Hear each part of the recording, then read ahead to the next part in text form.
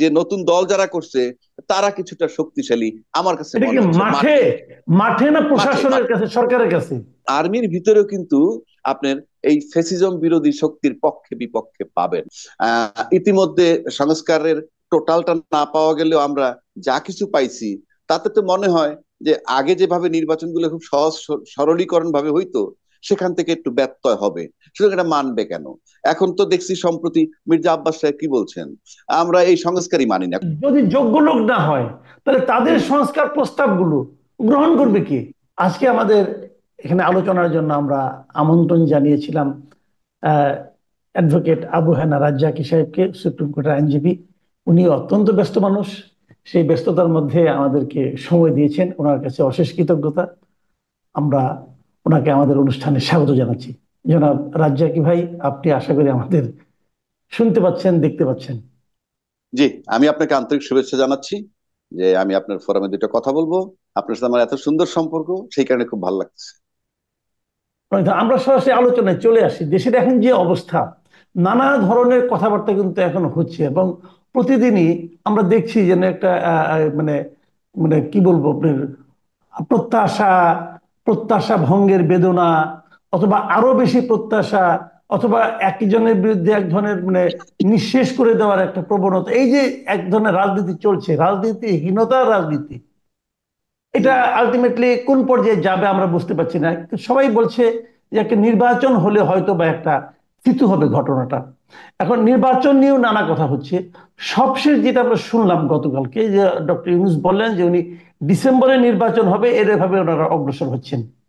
তো ডিসেম্বরে যদি নির্বাচনটা হয়, এখন আপনি যে অবস্থা দেখছেন, আপনি সেই নির্বাচন নিয়ে কতটুকু প্রত্যাশা করেন? নির্বাচনটা কি ভালো হবে বলে মনে করেন? এটা কি পর্যাপ্ত সময় হলো? আবার যে সংস্কারের কথা বলা হচ্ছে, সেই সংস্কার কি তাহলে হবে এর মধ্যে? এগুলো নিয়ে আপনার মূল্যায়নটা কি, সব মিলিয়ে একটা প্রাথমিক মূল্যায়ন শুনি ছোট করে। আচ্ছা, ধন্যবাদ মাসুদ ভাই আপনাকে। আসলে দেখেন, এই যে সংস্কার যেটা হচ্ছে, সংস্কার রাজনীতিবিদদের যে ভাষাটা, সংস্কার নাকি একটা চলমান প্রক্রিয়া। বাট যে সংস্কারগুলা ইউনূস সাহেব করতে চাচ্ছেন আমরা দেখতেছি, করতে পারলে যে খারাপ হবে সেটা আমি বলছি না, কিন্তু করতে পারবেন কতটা? এক। দুই, এই রাজনীতিবিদরা সেই সংস্কার কতখানি মেনে নিবেন?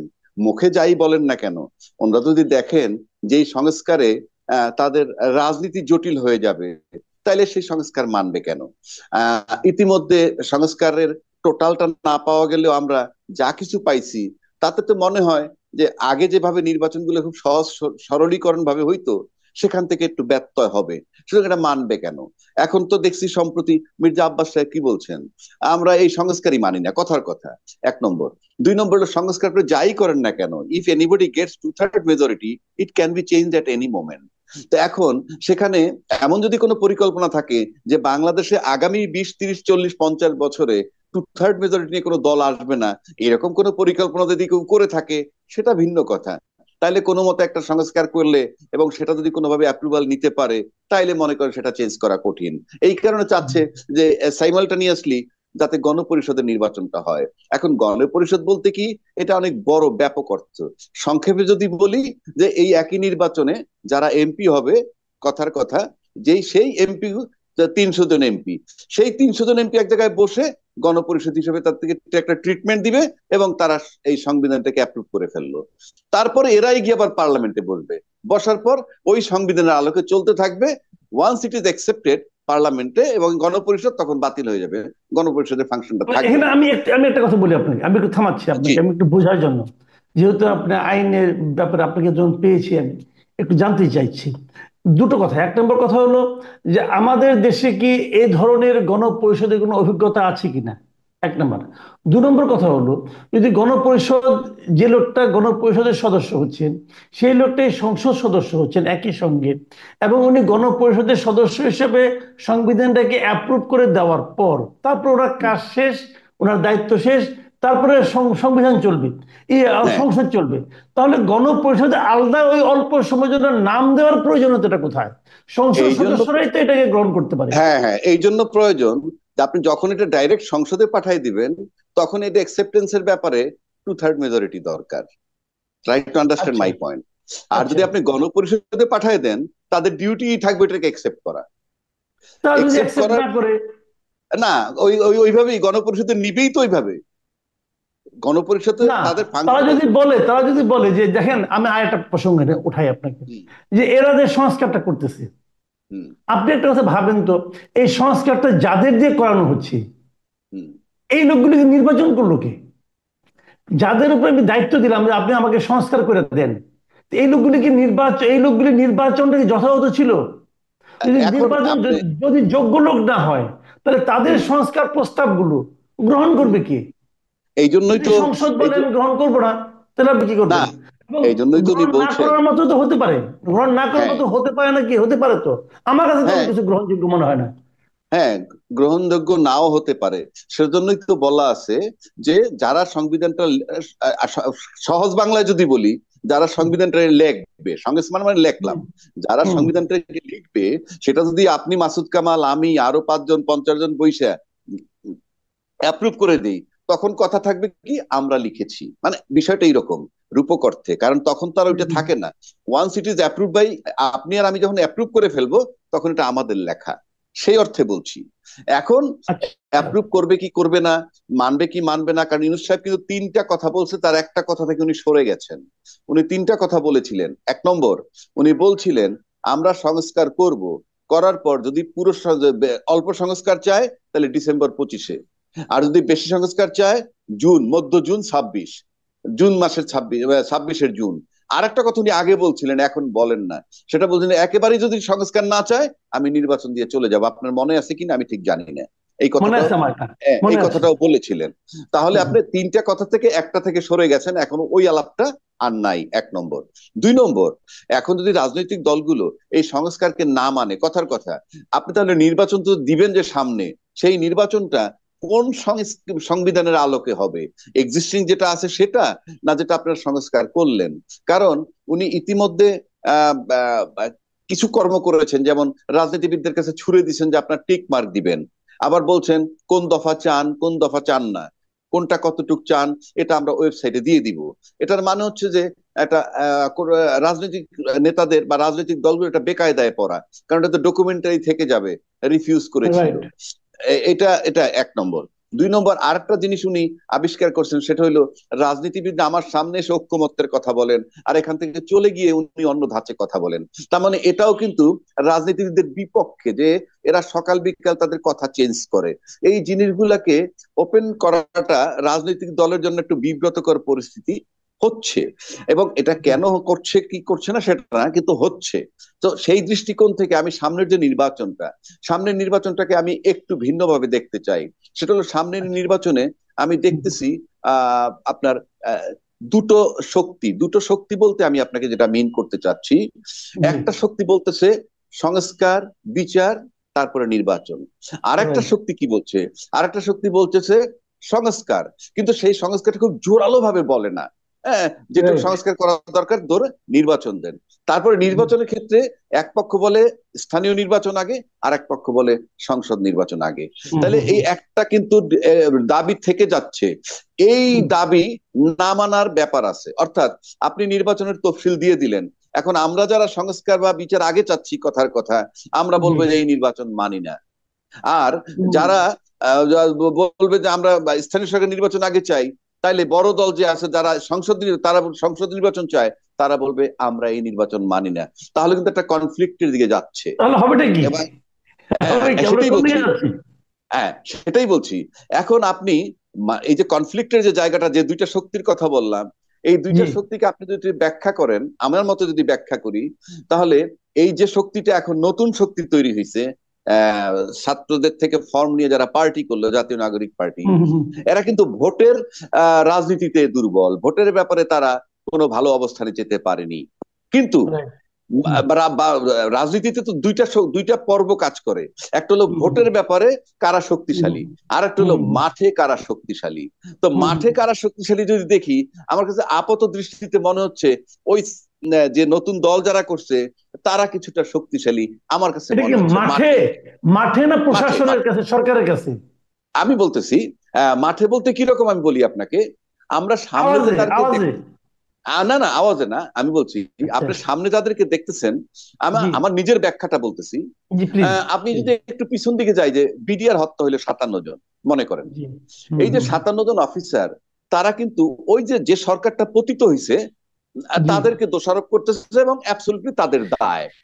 তাহলে এই 57 জন অফিসারের প্রত্যেকের যদি মাত্র 2টা করে অফিসার কোর ভ্যালুর এখনো যদি আর্মির মধ্যে থেকে থাকে, আছে না, যেমন আপনার হুম। জন্য এমন 2টা সাংবাদিক থাকতে পারে মাসুদ কামালের জন্য জান দিয়ে দিবে, তো এইরকম রাইট। 2টা করে অফিসার থাকলে কিন্তু 57 দুগুণে কত হয়, 114টা অফিসার আছে। এবং এই 114টা অফিসার কিন্তু মানসিক ভাবে ওই ফ্যাসিজম বিরোধী শক্তির সাথে থাকবে। আমি যেটা আপনাকে আচ্ছা, মিন করতে চাচ্ছি। বুঝতে পেরেছি। সেকেন্ড আসেন, সেনাকুঞ্জে যখন গেল বিডিআর কিলিং এর পর, সেখানে হুম কিন্তু হুম। ক্ষোভ প্রকাশ করছে বহু অফিসার। তার রাইট। বদৌলতে আমি জানি 1.5 শতাধিকের বেশি লোকও চাকরি হারাইছে। এবং সেই 1.5 শতাধিক অফিসার যারা চাকরি হারাইছে, তারা কিন্তু ডেফিনেটলি মানসিক ভাবে ওই শক্তিটার পিছনে থাকবে। পাশাপাশি ওই যে 150 অফিসার যার কথা বলছি, তাদেরও কোর ভ্যালুর যদি এক একজনের 2জন করে থেকে থাকে, 300 অফিসার আর্মিতে আছে। এখন তার ফলে কি হচ্ছে, আপনি আর্মির ভিতরেও কিন্তু আপনার এই ফ্যাসিজম বিরোধী শক্তির পক্ষে বিপক্ষে পাবেন, এটা আমার আমার ধারণা। প্রকাশ করবে কি করবে না সেটা ভিন্ন কথা। জি, ক্লিয়ার। আমরা এখন একটু অন্য প্রসঙ্গে একটু যাচ্ছি, একদম অতি সাম্প্রতিক প্রসঙ্গে একটা ছোট করে যদি বলেন। এটি আমার শেষ প্রশ্ন আসলে। সেটা হলো যে এই যে আপনার যুক্তরাষ্ট্রের যে গোয়েন্দা প্রধান তুলসী গেবার্ড, উনি ইন্ডিয়াতে এসেছেন একটা মানে অনুষ্ঠানে যোগ দেওয়ার জন্য। সেখানে ওখানকার একটা টেলিভিশনকে উনি যে সাক্ষাৎকার দিয়েছেন, সেই সাক্ষাৎকারে কিন্তু বাংলাদেশ প্রসঙ্গটা এসেছে।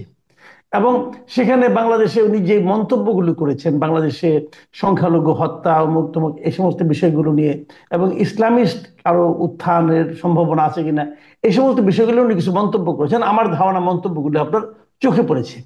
আপনি কি মনে করেন ওনার এই মন্তব্যের প্রেক্ষিতে আন্তর্জাতিক অঙ্গনে বাংলাদেশের ভাবমূর্তির কিছুটা পরিবর্তন হবে, পজিটিভ অথবা নেগেটিভ?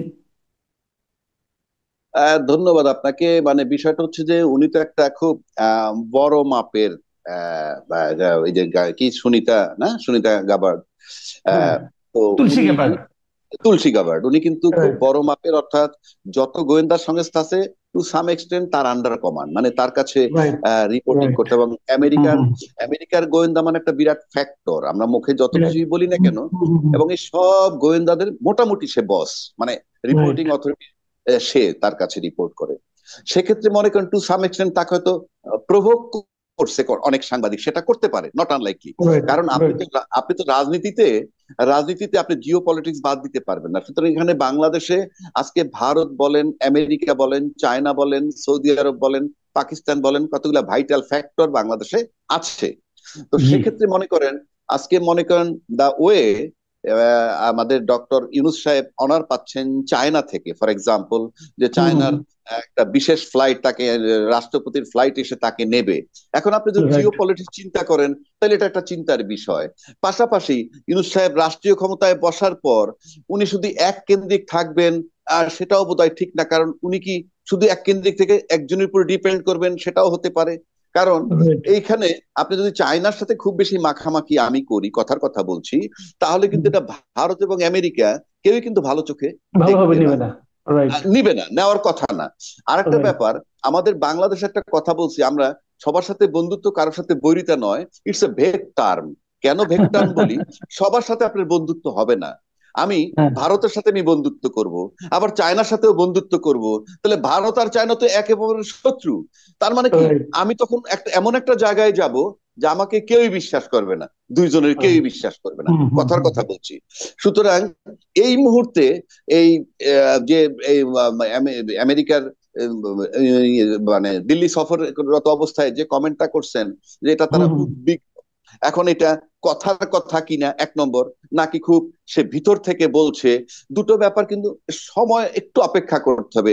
কেবল বললেন, রাইট কিন্তু রাইট প্রশ্ন হচ্ছে দ্য মোমেন্ট ইউনূস সাহেব is planning to go to China, ঠিক তখন এই কথাটা বলা, আমি মানে একটু একটু চিন্তা করছি, করি না যে তা না। লেট আস সি কি হয়। মানে এটা একেবারে ফেলেও দেওয়া যাচ্ছে না, খুব গভীরভাবেও নিচ্ছি তাও না। জি কিন্তু কথা জি। হচ্ছে যে, যেহেতু চায়নার অবস্থানটা নিয়ে আমেরিকা এবং ইন্ডিয়া দুইজনের অ্যালার্জি আছে, তাহলে সেটা জি, একটা ভাববার বিষয়। কারণ দুইটা পলিটিক্স এখানে আছে। ইন্টারনাল জি। পলিটিক্স হলো আপনার আমার। ইন্টারনাল পলিটিক্স আমি শান্তিপূর্ণ শান্তি চাই। আমার ওই যে কি বলে, কিভাবে ওড়না পরবো এইটা কেউ আমাকে শিখাবে না। তারপরে ওই আমি পর্দা দিয়ে ভাত খাবো, আমাকে ঢুকে হুম, হুম, পিটাবে হুম। না। উই ওয়ান্ট ইট। আমি ফুটবল খেলবে মেয়েরা, এখানে কেউ বাধা দেখ সেটা আমি চাই না। তারপরে একটা নায়িকা দোকান উদ্বোধন করবে, কেউ বাধা দেখ আমি চাই না। এবং সেটা নিয়ে সরকার কিছু না করতে পারলে স্টেটমেন্ট দিতে পারতো যে এগুলো আমরা চাই না, কিন্তু সেই স্টেটমেন্টও আমরা পাই নাই। সুতরাং ধরেন ফেসিজমের বিরুদ্ধে, কথার কথা বলছি, ফেসিজমের বিরুদ্ধে একটা শক্তি দাঁড়াইছে জাতীয় নাগরিক শক্তি। ঠিক আছে, আমি নৈতিকভাবে বললাম গুড জব, কিন্তু এর হুম, মানেই না তোমরা যা করবা সব বৈধতা দিব। তোমরা এত পারো, হুম। তাহলে আমি এমনও দেখছি ওয়াসায় নাকি নিয়োগ হয় তোমাদের রিকোয়েস্টে। পাশাপাশি আবার এটাও দেখতেছি তোমরা কোনো স্টেটমেন্ট দিচ্ছ না, তোমাদের ভিতরে নাকি শিবিরের প্রচুর লোক আছে যারা নাকি হিডেন ছিল। কিন্তু আজকে তো এটা ক্লিয়ার করা দরকার। ফেসিস্ট সরকারকে সরানোর জন্য না হয় গোয়েন্দা বৃত্তি নিছিলা, সবকিছু লুকাই রেখে করছিলা, কিন্তু আজকে তো ক্লিয়ার করা উচিত কেন? তোমার রাইট। পার্টিতে কে কোথায় কিভাবে আছে, কোন দলের লোক কিভাবে আছে, সেটা ক্লিয়ার করা উচিত। অনেক ধন্যবাদ জনাব অ্যাডভোকেট আবু হেনা রাজ্জাকি।